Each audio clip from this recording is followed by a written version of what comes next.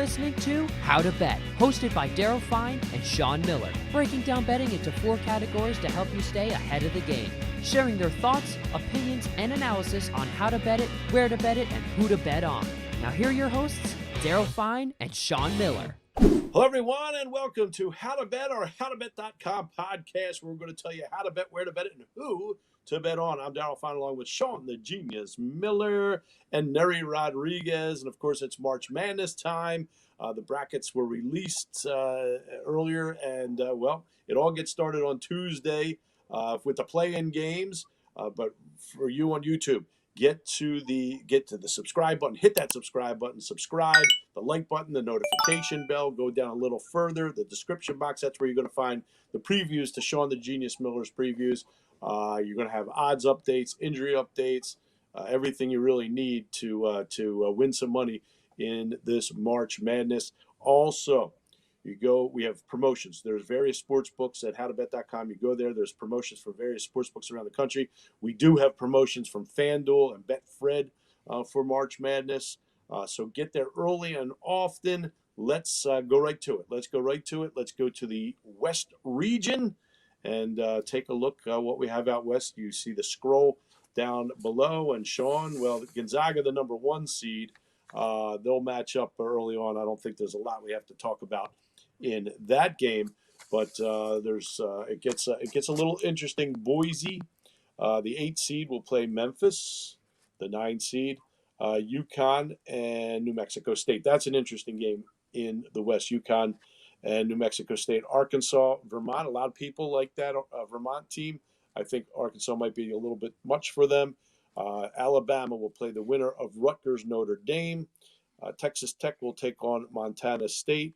Michigan State, Davidson, that could be a good one. And then Duke, Cal State, Fullerton to round out the first round of the West region. Yeah, there's some interesting teams. This Boise State team, that's seeded 8th. I mean, it's a 4-bid league.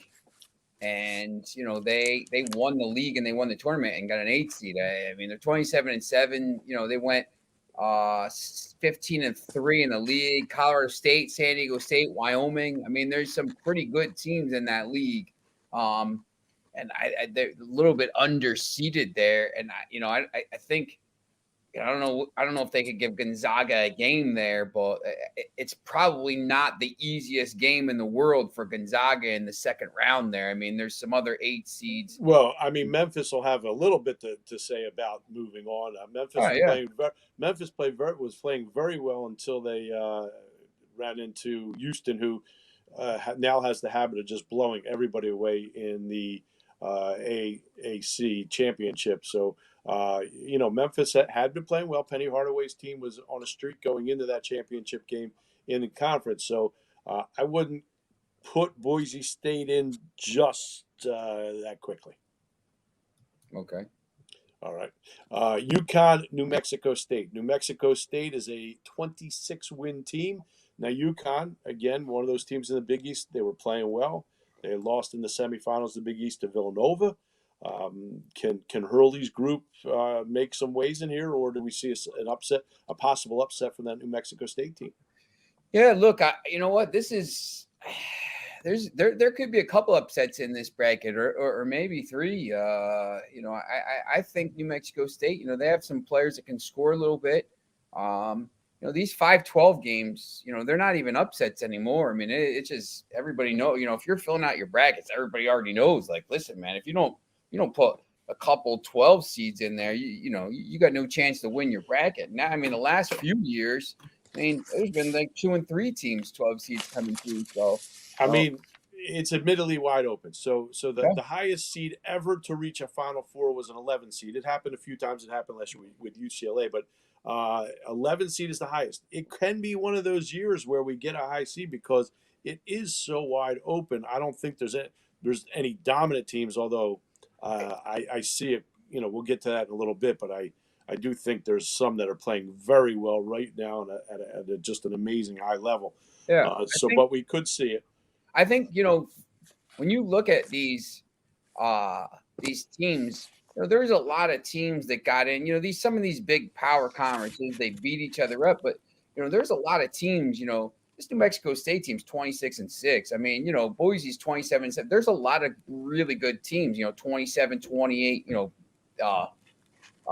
Murray State's got 30 wins. I mean, there's some really good teams in this bracket that, might not have gotten a chance to play some of these bigger teams all the time. And when they did, they played pretty well at times. So, I just think sometimes, people fall in love with the seeds. But then when you see the lines for these games, all of a sudden it's a 5-12 game and the line is like 2 or 3.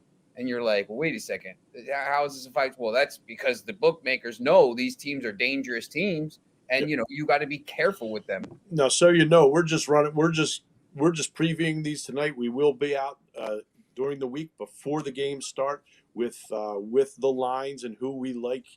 So look forward to that on I believe Tuesday or Wednesday. That will be out, and like I said, we're going to then run down and give you the predictions, and then win you some money in this first round. So right now, again, we're just it's early on. They just came out. We're just going to run it down, give you some opinion. First impressions. The 4 seed Arkansas against the Catamounts of Vermont. Vermont, again, that's one of those teams that a lot of people are going to take in that first round. When they're filling out the brackets, one of the upsets in the first round will be the Catamounts, a very good team. They ran through their conference rather easily. And 16-0 in the conference. They're 28. Or sorry, 17-1 in the conference, 16-0 at home, and 28-5 overall. They're a very good team, but always good. But I don't know. I think Arkansas is very good. Yeah, if it was a different style of play, but they're going to see an Arkansas team. I don't think it fits their style. So that might be a tough one. But there will be a lot of people taking that upset, that 4-13 upset. Now, here, Sean, it's early. We don't know who's going to win the Rutgers Notre Dame game. Rutgers will play Notre Dame as that play-in game. Neri, I know you were at Rutgers, and they were a little worried about getting in, but when they did, I know the place erupted. Yeah, this is a special group. Even if they don't make any waves this year, I mean, they're going to be. They'll definitely be here next year, and I don't think it'll be in a play-in scenario.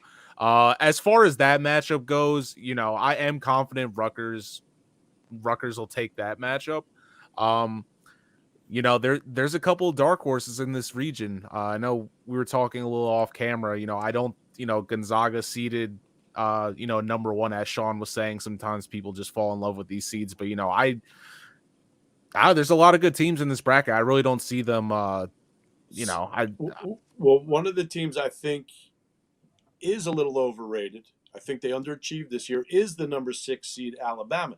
Now they will play the winner of that Rutgers Notre Dame game. And it's funny, Sean, I kind of like the matchup for Notre Dame against Alabama, but I don't know that I like it if Rutgers wins. And I'm not saying Rutgers is going to, or Notre Dame's going to beat Rutgers. I'm really not sure yet.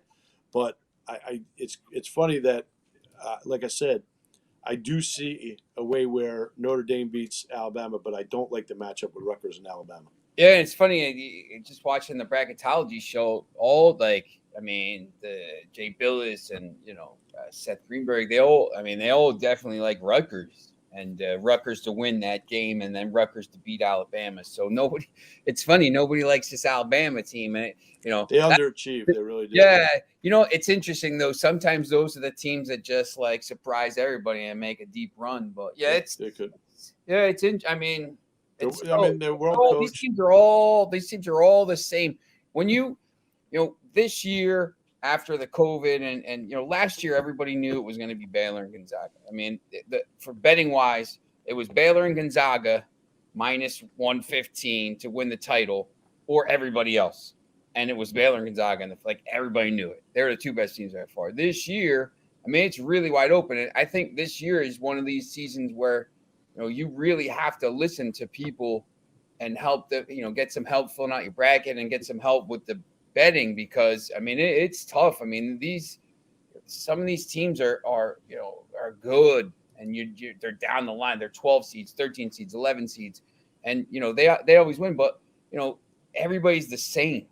So you got to really it's wide open. Focus on this is a year where I think we talked about this in football. You can't really, that Thursday and Friday when there's 16 games each day, you can't be betting 16 games. You can't be betting 14 games. You got to find 2 games or a game or whatever it is and really focus on them and just hammer that game if you're confident in it, because you can't, if you're trying to bet every game here, you're going to end up losing money. No, you're not going to win. You can't win every game. That's for sure. You're not going to win if you do play if you bet the whole entire bracket. That's why that's what the bracket's for. You have a shot at each game on your bracket.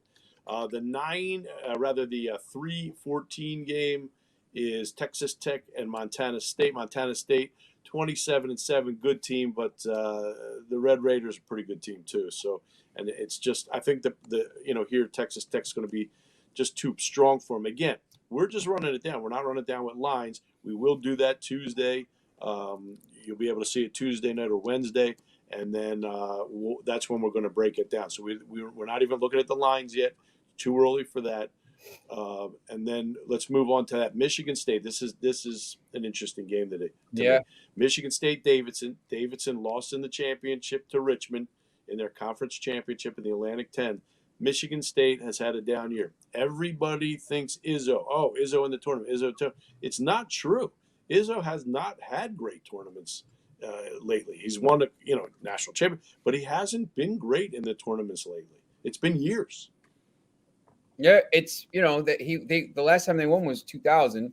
I was there in 2009 in Detroit to watch them get blown out in the final by North Carolina.